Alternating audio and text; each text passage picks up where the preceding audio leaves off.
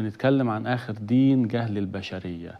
المفروض ان هو جاي بقى بيرسي قواعد اخلاقيه للتاريخ. ده الدين بقى اللي علمنا ازاي ندخل الحمام، وعلمنا ناكل ايه وما ناكلش ايه، وحرم علينا الاصنام، وحرم علينا الازلام، وحرم علينا الخمور، وحرم الخمور بالتدريج. طب ليه القران ما حرمش الرق بالتدريج؟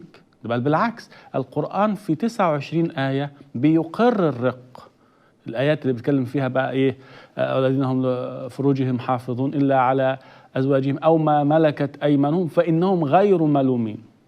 ما مهدش بقى انه ايه ممكن، ما جابش حتى سيره تحرير العبيد كمبدأ او ادانه لاستعباد الناس.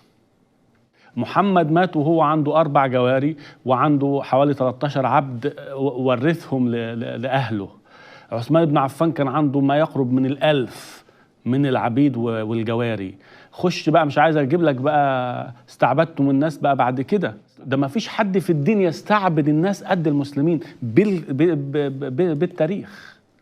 لحد وقت قريب جدا كان الناس مفكرين ان اكبر قوة استعبدت السود في التاريخ كانت أمريكا، لكن اكتشفوا ان النهاية ان أمريكا كانت استعبدت 4 مليون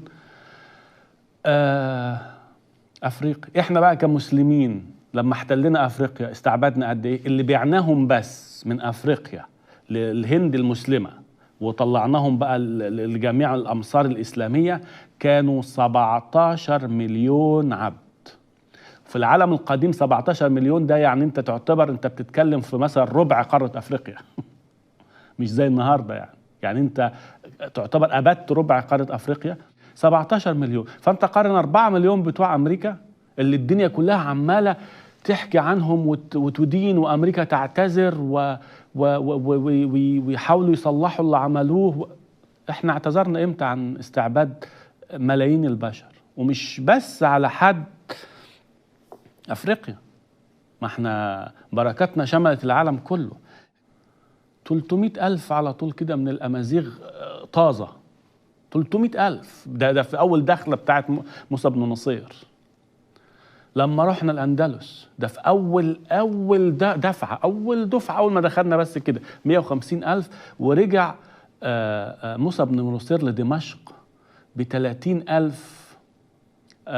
لا، بعت 60,000 من اللي هم بتوع الأمازيغ، بعتهم لدمشق للخليفة. ليه؟ عشان خمس الغنائم.